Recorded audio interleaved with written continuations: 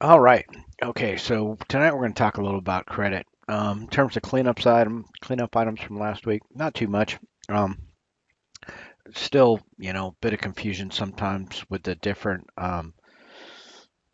versions of the text. You try to clarify things, and sometimes you make it worse. I'm talking about myself in terms of the problems. As people are already doing the problems.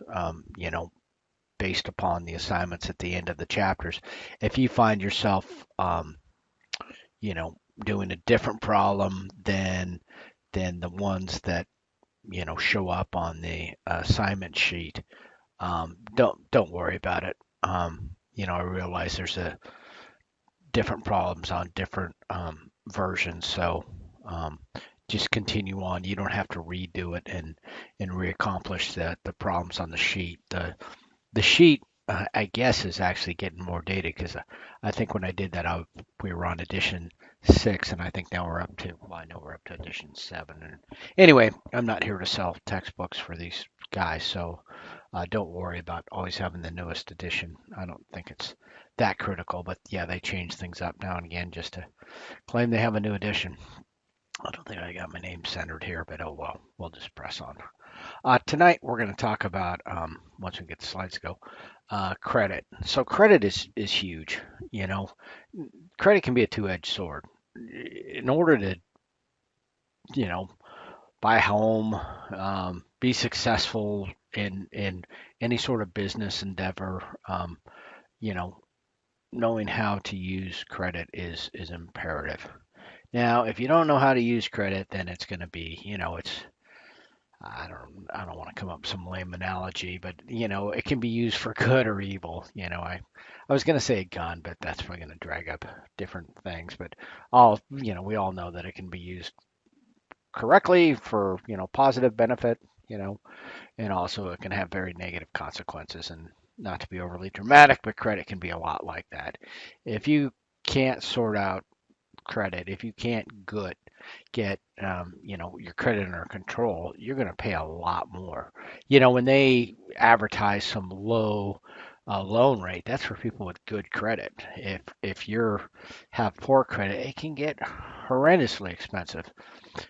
Back when this was years ago, but a friend of mine, he would loan money to a used car dealer that this guy used to finance some of their, clients. And my friend was getting, I think, 15 or 18% from the used car dealer. So the used car dealer had to be charging, his customers considerably more. And, the only reason they're coming there and paying those exorbitant rates is because they probably have a history of not paying those rates and just, pardon me, skipping on the car. So anyway, it just, yeah, you know, use credit wisely, earn interest, don't pay it, and you'll be fine. So, funds provided by a creditor to a borrower will be repaid with interest, obviously. Types of credit, non-installment and installment credit. So, non-installment credit is stuff that doesn't have, like a credit card where it's um, you don't pay a set amount, whereas, a vehicle or a house or something like that, you can't pay, well, I'm going to put 50 bucks towards the car this month. No, they'll come repossess it. And the same thing with a home mortgage. You've got a certain mortgage payment and you will pay that. Now you can pay more if you want, but you certainly can't pay less. So anyway, generally, installment credit also is typically reflected, like I said, where it's tied to a car, tied to a home, something like that. That encompasses this whole concept of collateral, right? Non-installment stuff like a credit card are typically going to have higher interest rates because they can't come to your house and try and round up all the junk you bought at Target or Walmart or fuel or whatever you did with it. But with a home, well, yeah, they can just take the home, or the car, they can take the home. It's tied to an individual asset. So the lender, creditor, whatever you want to call them, they have some recourse. And that's good. That's good for them. That's good for you because it keeps their their costs down, knowing that, people just can't flat flake out and not pay. The fact that the laws are written pretty straightforward that homes can be repossessed and cars can be repossessed, and there's fairly clear cut legal procedures for that. So that means that when you're borrowing the money from that lender, that creditor, that they can loan you that money at a reasonable rate, because all they're really trying to cover is the credit, the interest part of it. They're not also having to have a big pad in there for losses, you know, complete losses where the person flakes out. So anyway, generally, and so like if you see some, let's say you get in trouble with your credit cards and you got 30, 40 grand in debt, eh, do not keep it on the credit card. This is actually where you fess up. Number one, you call the credit card company. You said, "Yeah, I've been bad. This is what I did," and it's kind of in their best interest. Well, it's definitely in their best interest to work with you to try to get, they'll probably close your credit card, but they'll try and get that remaining amount of money that you owe them, put it on some sort of installment credit with a fixed payment at a considerably lower interest rate, and get you to pay it off. What they don't want is if you declare bankruptcy, that's bad for both of you. You know, they're gonna they're gonna lose out on everything, and you're gonna lose out in the long run too. I mean, if you think you're gonna declare bankruptcy and just walk away from it, that's not gonna work for you. You're gonna have to, your credit's gonna be trashed for 7 years. You're gonna have all sorts of issues, and we'll talk more about bankruptcy, but they believe me, they make it pretty painful. And certain debts, primarily debts that you owe to the government, or maybe your, ex-spouse or whatever, yeah, those things are what they call non-dischargeable. So, for example, student loans are now it's those loans are to the government. So, yeah, you have to pay those off. You can't discharge those, which means wipe them off. Another thing that happens is when you declare bankruptcy, you basically say to the judge that, yeah, I can't take care of my affairs. Can you take care of them for me? And they do, or they can. Anyway, you'll have to give them a list of your assets, and they'll decide what you should be able to keep and what you should not. And generally, they might allow you to keep a vehicle, but maybe, you know, make you sell the one you've got or do something to, um, pare down your lifestyle. But the only reason they'd let you keep a vehicle is so you can get back and forth to work, so that you can pay off that money you owe people. So anyway, the chances of just walking away from it are, um, not as likely as they used to be. Open-ended credit. So yeah, this is a lot like a credit card as well. Credit history. So that's more like a credit card. So open-ended and non-installment. Sometimes you have a line of credit with a bank. I've done that before. But the funny thing about banks is the only time they really want to loan you money is when you don't need it. If you're hurting and you want to start up a risky business and you think, hey, I'm going to go get a business loan. Yeah, the majority of businesses fail. So if your dream is to start up a small business and you think there's going to be a bank that's going to be eager to help you out, you might be disappointed. Usually doesn't happen that way. But advantages, yeah, good credit score for what it's worth. But again,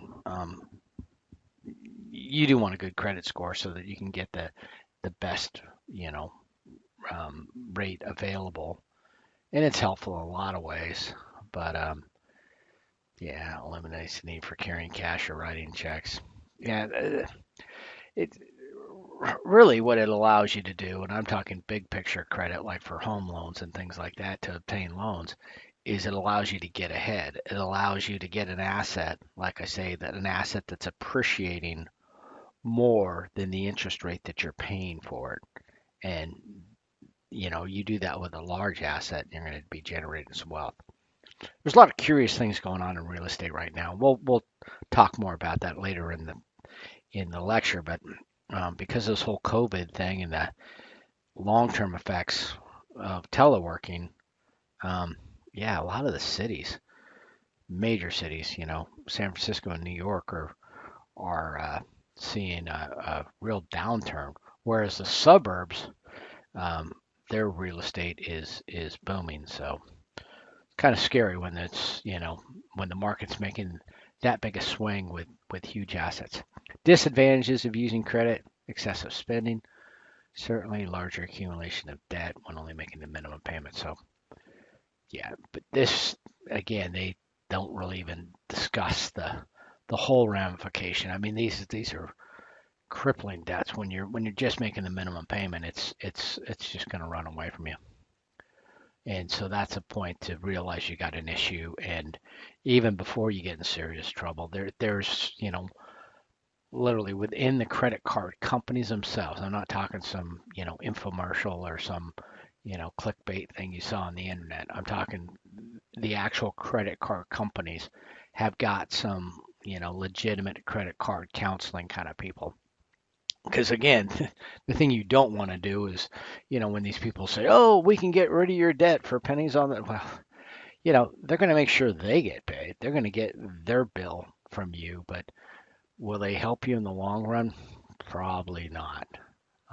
But the credit card companies, you can see why they might want to help you because um, you and they have common interests, getting that credit card paid off and them getting their money. So credit rights, all sorts of laws, but don't count on this stuff to prevent um, very much. They're, it's like computer viruses or whatever. When they close one hole, something else, opens up.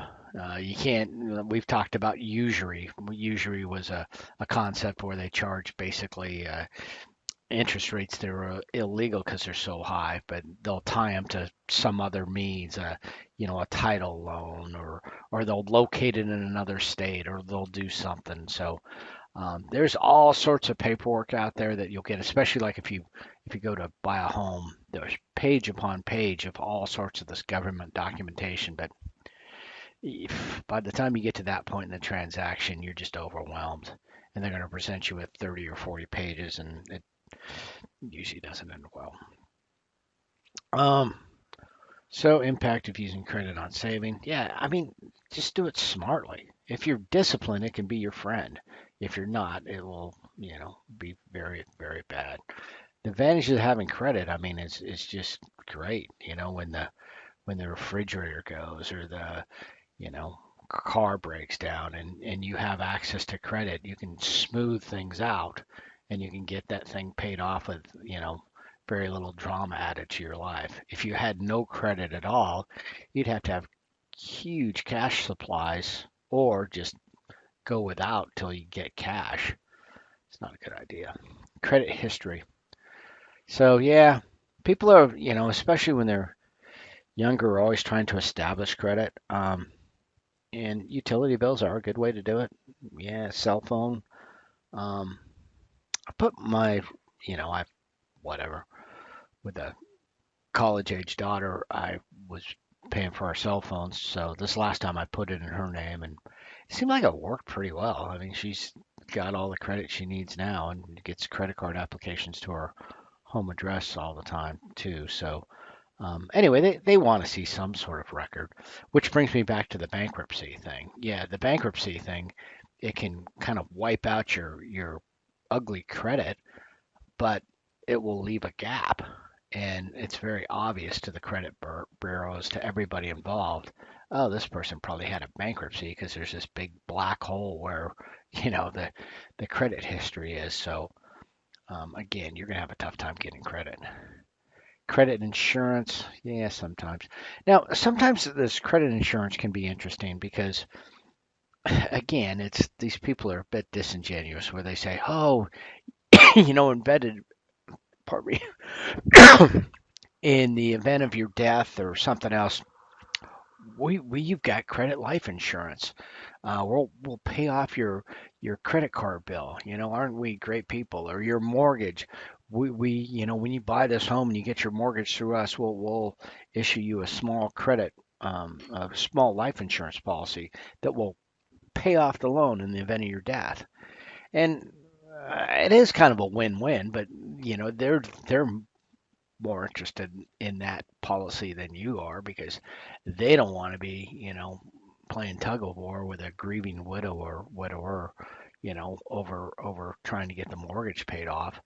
Um, when a death happens, payments are gonna whatever things are gonna be jacked up for 6 months, or they would just want the loan paid off, and if you're a young home buyer, the occurrence of your death is quite rare anyway, so it's not a bad idea, but um, it's not, just for you. They're not that generous. Credit bureaus, there's three of them, three big ones anyway. Provide credit reports, and so this is where this whole, history is kept, and some of the information, it's all big data, but it's not completely accurate to tell you the truth. Um, you have access, and this gets back to the legal requirements where you can get access to your credit report if you're denied credit. So you can get that every time you're denied. When they say, you don't qualify for this card, you can say, I want to see the credit report. And, you know, because of their denial, they have to provide it to you. Or you can get it from them once a year. But because there's three of them, you could, get them independently. I don't have that much fascination wanting to get my credit report, but it is good to look through it every year or two, and you go online, and I'll show you how to do that. Again, if you see something that gives you your credit score, these guys, they're going to do the min possible based upon the government requirement, and the government requirement does not require them to give you your FICO score, your credit score. Some of these other things are like, oh no, we'll give you your credit score. Maybe your bank might give you your credit score, but keep in mind that it's you're getting something for free, and nothing's free. So if they're not selling it to you, then they're selling you. They're using your data, or perhaps it's one of these things where you, for some reason, got to give them your credit card, and it's free for the first month, and then it's some subscription service. And they're banking on the fact that you're going to forget to cancel, and you're going to be a subscriber, and it's probably needless. But anyway, there's lots of different ways to get your credit information, but I'll show you kind of the best way to get your credit report, and that's good. So available annually, but like I said, there's three of them, or when you get denied. So identifying information. These people have all of your data. I mean, it's brutal. When you start typing all that stuff in there, you're like, wow. I mean, because you should feel nervous typing in all kinds of birthdays and social security numbers into a website, but they've got it. So if there is a breach of a credit bureau, they've got basically all of your data out there. Now, just getting beyond the verifying that it's you, because you'll go to this website and you start out at the government site, and that way you avoid the spam type sites rather than just Google free credit bureau. You're going to get everywhere except where you need to be. So anyway, you start at the government site, and then it refers you over to the credit bureau sites. Um, and then they ask you all these questions about, are you associated with this address? And they really challenge you, because especially if you move around, because or if you've got a previous marriage, they ask about stuff from my ex-wife that I was never ever around when that happened. I mean, anyway, if you can make it past that, then you get in there and you get your credit report. Potentially negative information, certainly. Um, collection agencies. So collection agencies, the way they work, like when I said the person flakes out on the credit card, they owe like 30 grand. The credit card itself is going to hound you pretty well, but at a certain point they're going to give up, and they're going to sell it to, some dog the bounty hunter type. and they'll probably sell your 30 grand of credit card debt for, I don't know, some super, 500 bucks or something. Now that bounty hunter dude, the bill collector guy, is entitled to collect the entire 30 grand. So they're going to be fairly aggressive, within the law to get that money back because, they kind of invested 500 bucks hoping that they're going to be able to, you know, be able to get that money out of you. So anyway, if things go to collection, that's going to show up on the credit report. If you're a month late with your utility bill, you're not going to see that on a credit report. But you start getting it 3 months, or if it goes to collection, it will definitely be there. And then account information, list of companies. This is kind of funny. You can usually correlate this with your junk mail. You'll see that Wells Fargo or American Express or whoever requested your credit reports. Now they're not paying for them. They have some bulk rate where they pay a lot less than you would have to. But anyway, they'll see what your credit's like, and then they'll start bombarding you with stuff. On the account information, let's say you have an account with Old Navy or somebody like that. It's not going to show up as Old Navy Bank. It'll be a lot of times just some obscure bank, and you'll think, oh, I don't have a credit card with that bank. And you'll realize, oh no, that's what the Old Navy account is titled as. That usually just happens with store credit cards, Kohl's or whoever else, private credit cards. It used to be a big deal. I don't have any of those. Anyway, um, credit bureaus. So they're just showing you a sample report. Yeah, if it said bankruptcy, it's kind of game over. But what you want to check is you want to make sure that, if you do have a bankruptcy, you can't get that taken off your thing unless it's not you. And especially, it shouldn't happen, but it does, where information is in error. And so there are specific rules where, you send them a letter and they have to, take the negative information off while it's in dispute and yada yada. And if it is legitimate and not a mistake, then it's just going to go right back on there. But at least you can appeal it. You can also put a note, like, oh, I had, whatever, and I won't do it again. And I don't know that, some lender who's thinking about giving you a loan is going to be impressed by that, but you have that ability. So, credit score, FICO. Um, yep. So, if you've got a subterranean score, I don't know how low they go. You generally want to be up in the sevens or eights. Um, but if they're not up there, then yeah, that deal's not for you. The good loan is probably not going to happen. One thing that can happen here is, they use a number of different factors, and my credit score actually went down at one point. Um, Not because I was being whatever. What I was doing, I was buying a big piece of equipment. And I was looking at all the different options, and so I went to a couple different banks and I went to, another loan place. And anyway, they were all legitimate. It was going to be a big loan. I wanted to make sure I got the best rate. But because I had credit inquiries by doing a few different loan applications, it brought down my credit score. I didn't really care. It didn't bring it down enough. But let's say you go out looking for cars and they say, oh, let's go run your credit, because they want to make you feel a little bit more committed in that process. So they'll want to run your credit. If you go to a couple, three dealers, you can drive your score down. I don't know, a considerable amount, 50 points or something in a single day by doing that because all those credit inquiries are going to, set off some bells.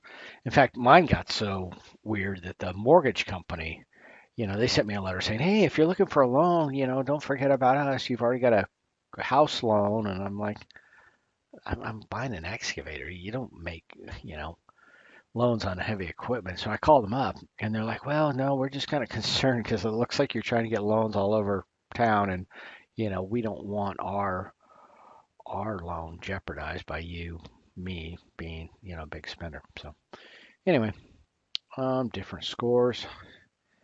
Yeah. So 350, that's pretty damn low. I've never seen one that low. And but it's all smoke and mirrors. You don't know exactly what they're using, but I'll see, I'll get these trivia emails. Oh, your credit score's up, your credit score's down, and it's usually between 750 and 8 something, and I don't know what causes the perturbations. Is that a word? Anyway, I just did it. Uh, yep. So talked about getting the errors fixed, improving your credit score.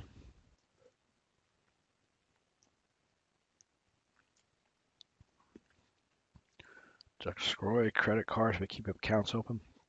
That may be one reason why I have a pretty high credit score too. I mean, I don't normally flake out on my bills, but also, like I say, I know at least one credit card. I have it for overdraft protection on that account, and I never ever use the card. I literally destroy the card the day it shows up. But their overdraft protection is contingent on me having a credit card with them. But I don't want to, carry another credit card around or have, another issue in case I lose my wallet or something. But if you think you've got a credit situation and you think, well, I'm just going to ignore it and they'll call me. No, the creditors. This is something that you got to you know you talk to them as soon as possible. If things get out of control by the time you let the card company know you're not going to be able to pay, it's just going to get worse. Um, Twice a year you could. Um, Anyway, it's interesting to look on there, and it's just kind of a good thing to kind of clean house, especially if you've got some of these goofy store cars that you're not using. You know, I guess it is nice to get the deals that you know they only give to the credit card customers, but just the same, you're just makes it more confusing when you go to credit report. So only top 13%, quite a few folks, another chunk. So I mean, I guess it's a pretty even spread, but like I say, if you're above 700, you're not really going to have issues. If you get down in this range, you're gonna it's gonna start costing you more because you're not going to qualify for the best loan rates.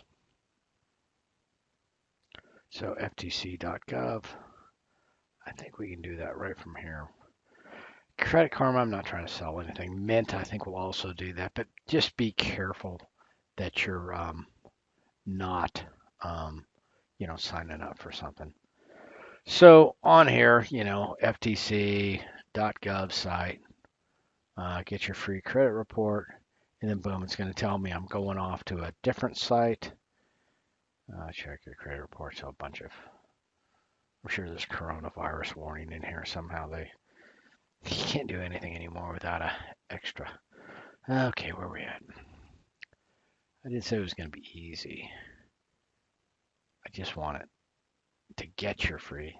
It seems like they can afford that kind of typeface on everything except for what I want. Okay, now there we go. Now I don't even.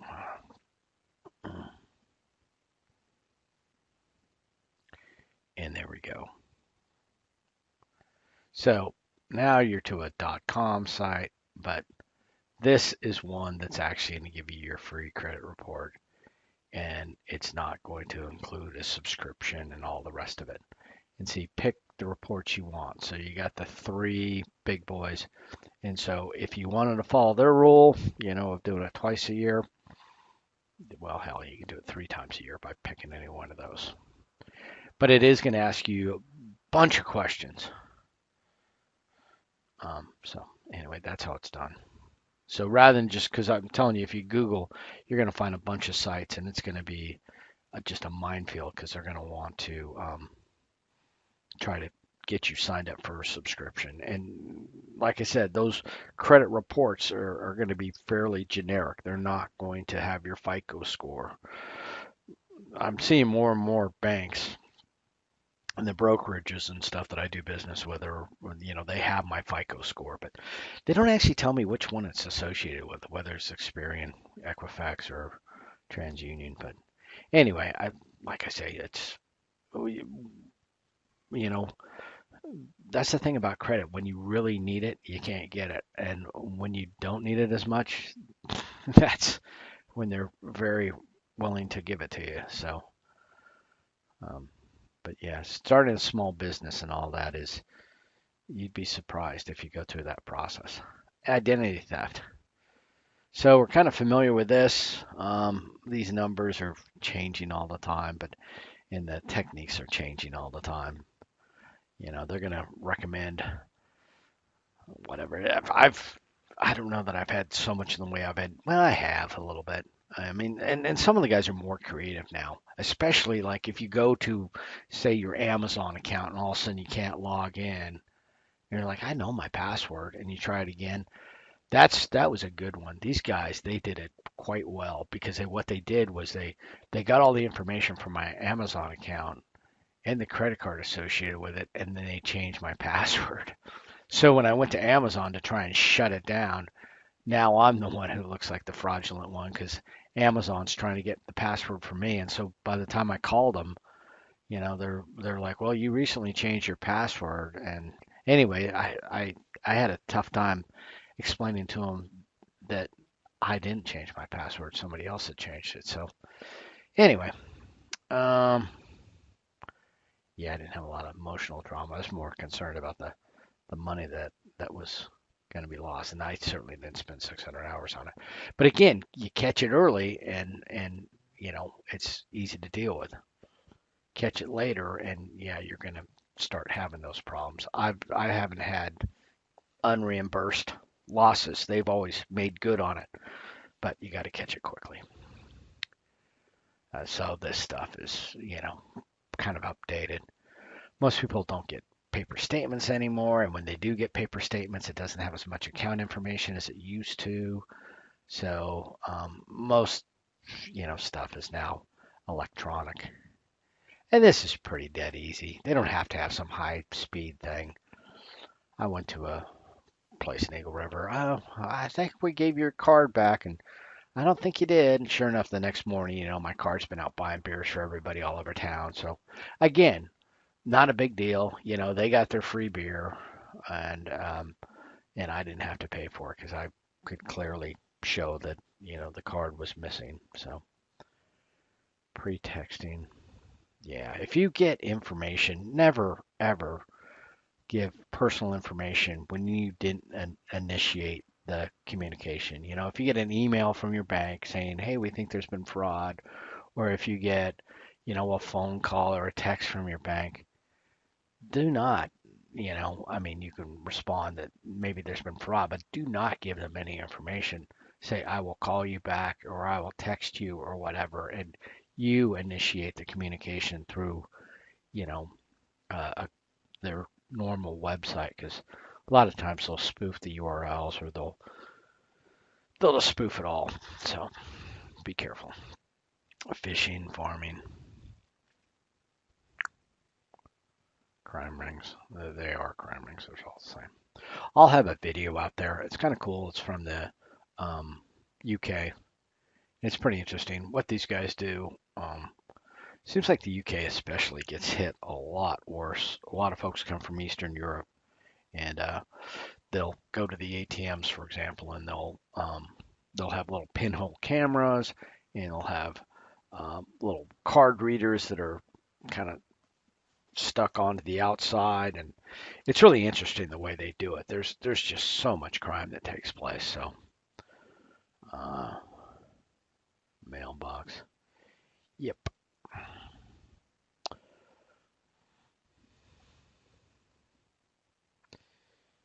Yeah, most of these things are, they're kind of behind the power curve. Most of these things have already changed, and most of the crime that's taking place now is electronic. Um, the big deal though is if you're actually waiting for the paper statement to show up, you're probably too late. You know, you need to kind of keep track of your of your credit cards, and it's not hard. Just, you look at transactions and you see, uh, whatever. I lost a credit card last week, not lost, but I got a text from the bank saying, "Did you authorize this purchase?" And it was $8,000 worth of hand sanitizer. Anyway, I just hit nope, and they overnight me a new card, and it all works out. But they caught it that time. Obviously, if it would have gone through and I saw my credit card balance went up by $8,000, I would have caught it. But um, personal checks. Yeah, I also had one of the where they send you those promotional checks that come with your statements. You probably shouldn't get your statements. You probably should have opt for electronic delivery. But anyway, somebody one time they would rip off the mailbox all the time, and so evidently they got one of those checks and they wrote it for like $300, and you know they probably did get the money on that one. But I saw it on there, and I knew I didn't do it, so I called them up, and it got refunded. And the merchant who cashed that check, it's kind of their bad because they probably did not have any sort of ID. So that comes down between the credit card company and the bank that accepted the check, but it's not my problem at that point. Um, yep, Social Security numbers are a dangerous thing, which is crazy because they used to say, to engrave your Social Security number on your valuables. That that was only a few years ago when they were telling you to do that. Identity theft insurance. Ah, I'm I've ended up, being involved in different things where your information gets hacked and they sign you up for one of these, protection things, and they're usually kind of I just haven't found much utility to them. They're usually behind the power curve. Again, the credit cards alerted me there's been fraud on the card. I've noticed been fraud on the card, and then a few days later I get, a note from the identity theft people saying they think there's been some suspicious activity. Well, yeah, they were a little late. So the immediate action, that is definitely a good idea. Phone calls and correspondence. You probably initiate it with phone calls, but then email and leave a trail. Contact the police. I know it sounds goofy, but one time where my credit card did get used to buy some lady's cable or something, the credit card company said, well, we're going to reimburse you, but you need to file a police report. And, APD didn't care. They took my 15, $20 and gave me the silly report. And, the boys at the crime lab did not spend a minute on that thing. I mean, they did it right there in the lobby while I waited. FTC, credit reporting companies. So this is when you've actually been pretty well abused, and you need to get some of that stuff taken off your account. Thankfully, I've never had to go that far. So you got three different credit agencies that you know. You can look them all up. Oh, there's Experian, and there is. In fact, we may try and look at that video here in a second. TransUnion. I'll come back and I'll see if I'll get that YouTube video to play. Sometimes they take it down for copyright information since it was a broadcast in the UK. Okay, so that was TransUnion. Whoops. Okay, so moving on from there, managing your credit, advantages. So credit cards. Like I said, I use credit cards for basically everything. I mean, to the point of being annoying. There'll be people behind me in line. Whoops. And but just at the end of the year when you're trying to do your taxes, it's so much easier to have that record. So it's all taken care of. Anyway, and if you're free financing, so again, your convenience user, you're paid off every time. Disadvantages, yeah, again, if you're going to do stupid things, you're going to get in serious trouble. Credit cards, a little outdated, but it just shows you that, you know, the interest rate 1.5% per month. So you multiply that by 12, that's going to give you what, 18%. Um, it's it's going to ramp right up there.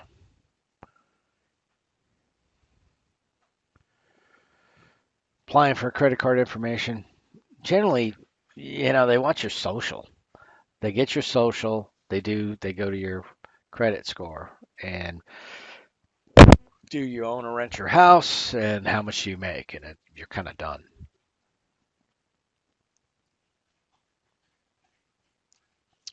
Yep.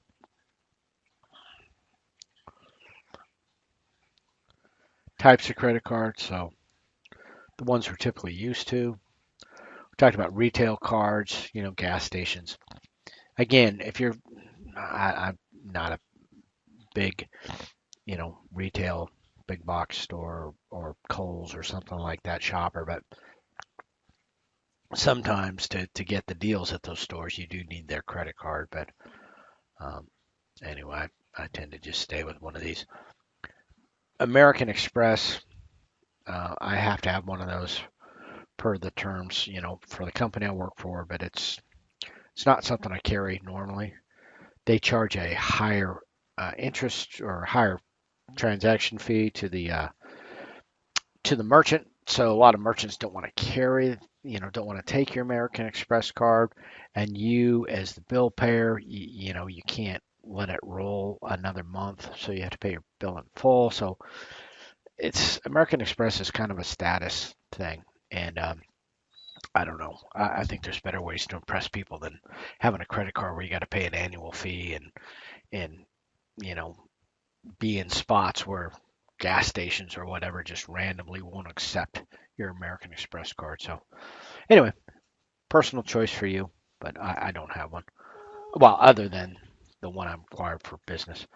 Um, so the credit limit, how much you can borrow, the overdraft protection, annual fee.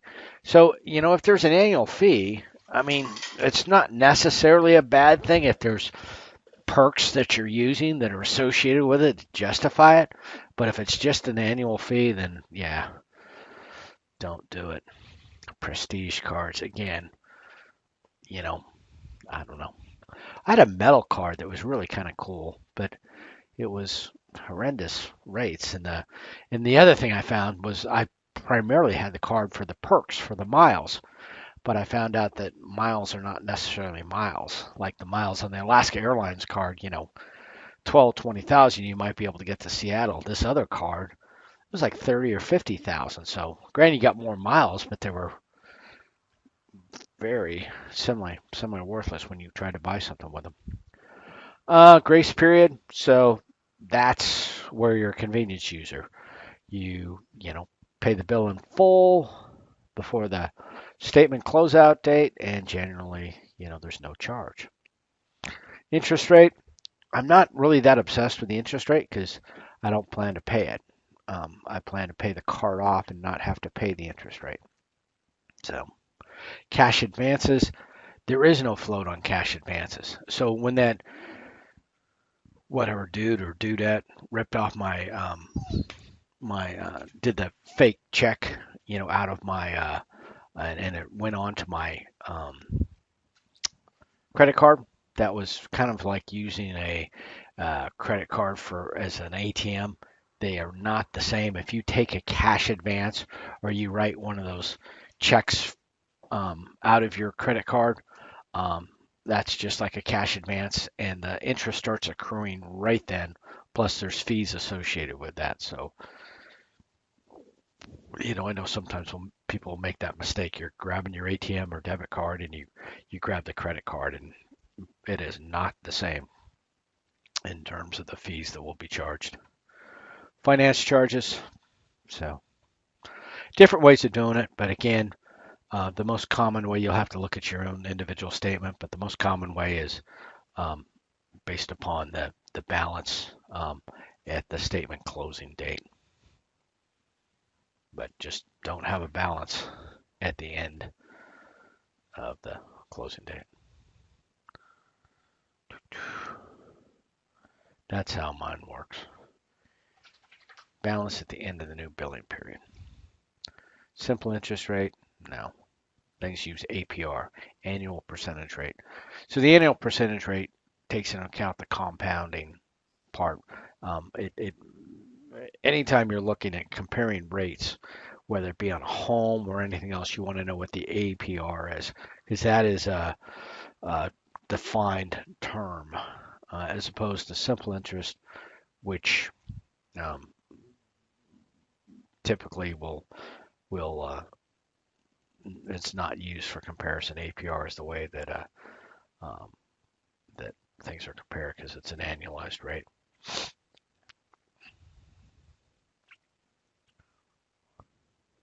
Yep.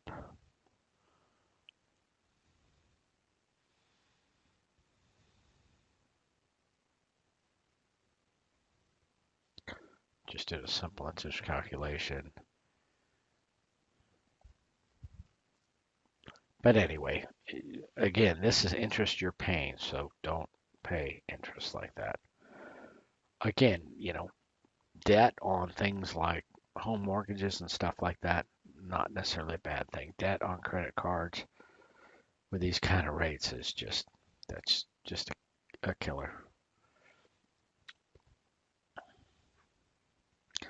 So again, you can look at most of the stuff online now, and probably for safety's sake, you probably should have electronic delivery. But this gets back to, you know, just how you choose, because you have to be pretty defensive, based on the amount of identity theft out there. So um, that's why I don't have the individual store cards. I like the one, big card, in this case, just a Visa card, and I can kind of scan through it, on a semi-regular basis to make sure there's no strange charges showing up. If I had 5 cards to go through, that might be a little bit more task intensive. And I try not to, and like I said, the checking account, I look at that, but again, I don't have um, tremendous sums of money at risk in the checking account. Any real money I would keep in a brokerage where it's quite a bit more secure.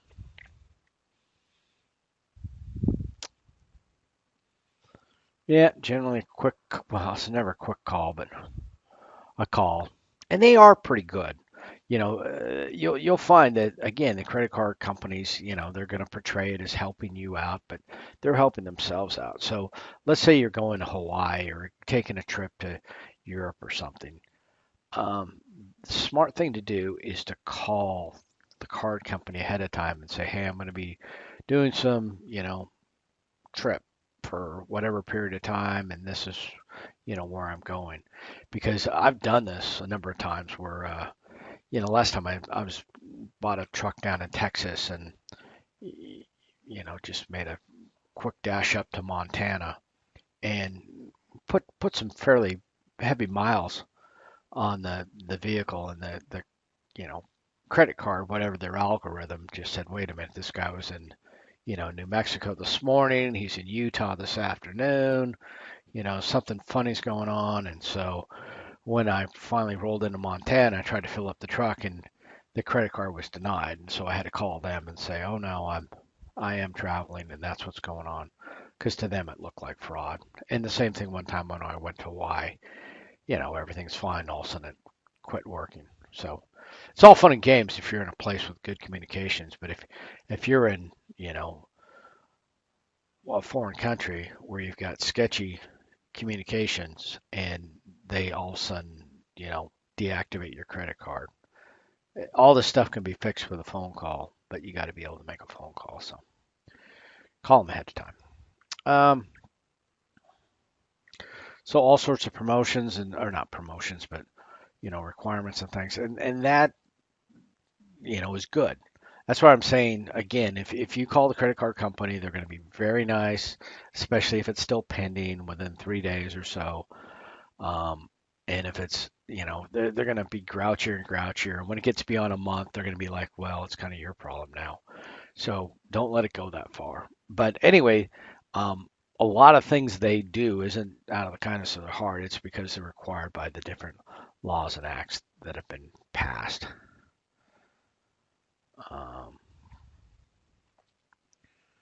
so we're not gonna. None of this stuff is testable in terms of what act and all the rest of this. Again, our midterm is not for weeks out, but we'll have a good review before that.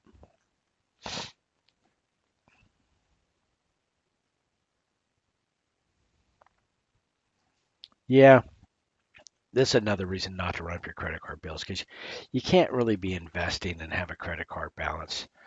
As good as you might be at investing, you're probably not going to exceed that 24% that that credit card company is charging you. So get those bills paid off and then start putting your money in there. Credit repair services. So again, any sort of commercial organization that says they're going to, get rid of your debt for you. No. If you've got issues, call up the credit card companies and they may refer you to somebody else or a nonprofit that they work with, credit counseling, whatever. I can't remember the name of it, but they actually have their own sort of foundation that helps people get their credit back in order. But the credit repair services are, um, that's just going to be another bill on your credit card.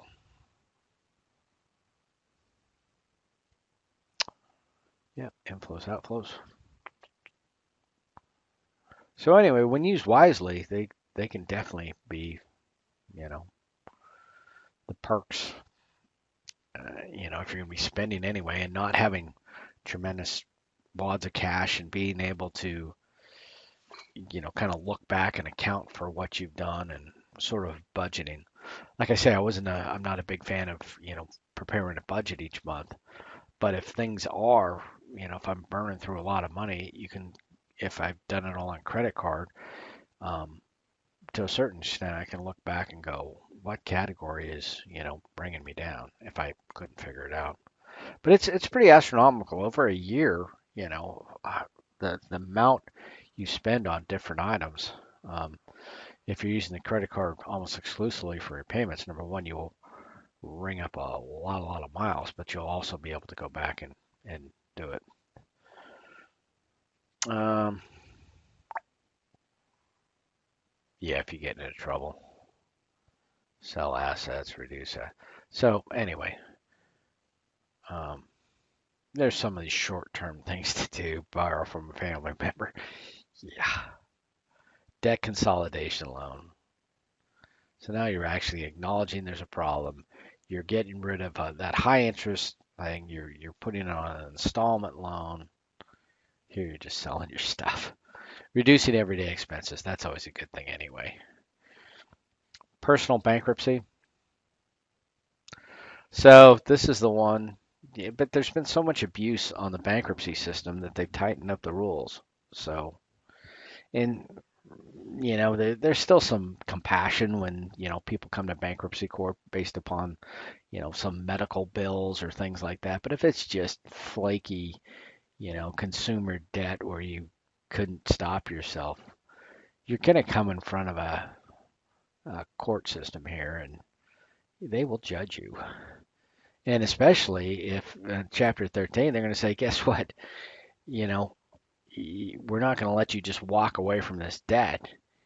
You can pay these people back, and now we're going to, you know, put you under our thumb. You're going to come up with your plan. Anyway, it's not a, a, a you know great solution unless you're in dire straits.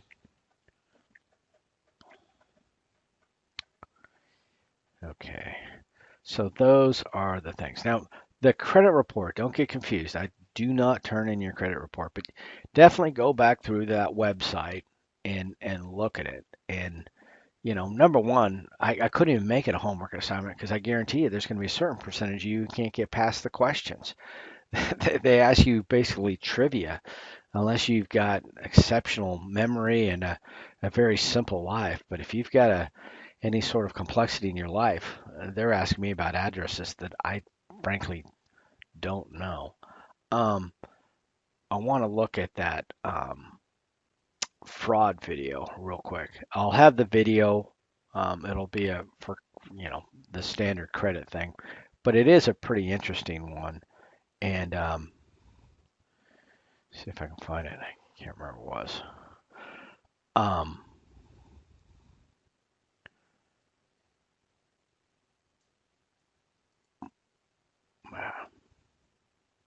Painful.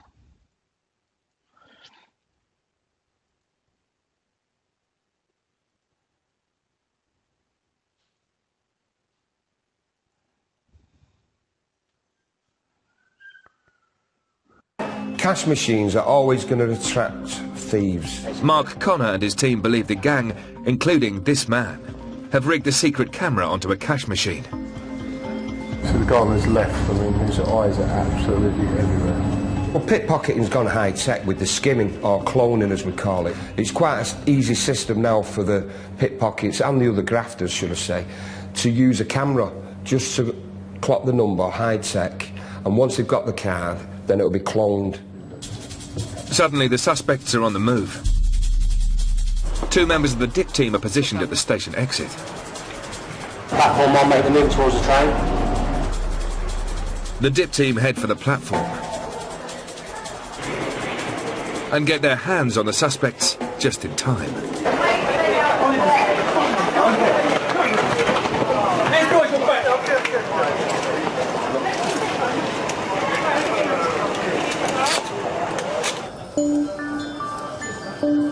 It turns out the cash point has been fitted with a skimmer. This is the interesting part. A hidden device that acts as a card reader. Wait for this guy to finish getting ripped off. There's the fake front. So inside that, you've got all the details, all the coordinates to read people's card details and take their numbers. As you put your card in, all your details are read by them chips there. And there's also a secret camera. If you look there, it's a pinhole camera. That films people putting their PIN numbers in. Skimmers allow criminals to harvest all the data required to clone bank cards and clean out the customer's bank accounts. People are quite surprised when they look at a machine like that, unaware of what's been on it, and then as soon as they see something come off like this, they sort of start to panic and they think they might have used the machine themselves. So they come in the night before, they put in that The two equipment, suspects are arrested. and that's how it works. This is the music. It's annoying, but these things are legitimately being sold.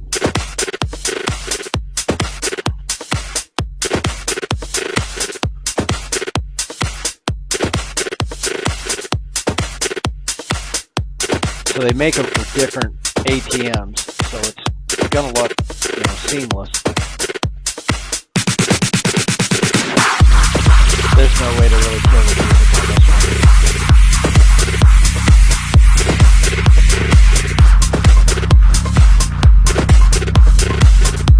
So those are those little card readers that they just place on the front,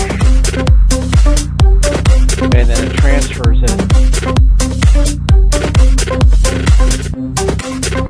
to the guy's cell phone, so they get all your data, and then with the camera, they've got you pinned.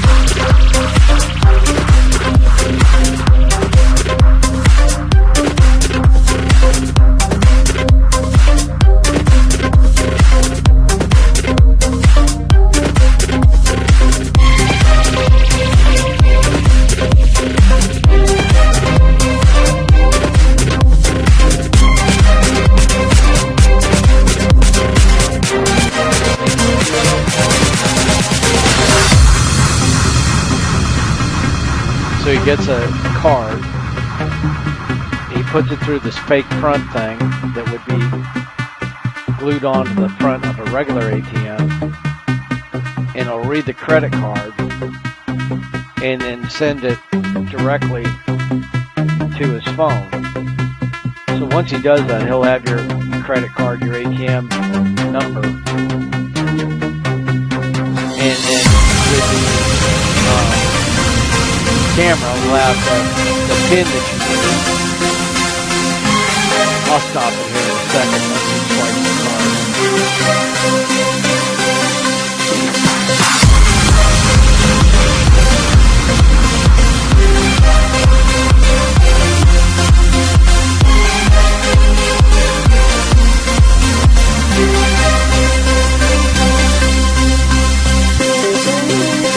You'll see once he swipes with that phone, we'll get the card number. If he swipes it.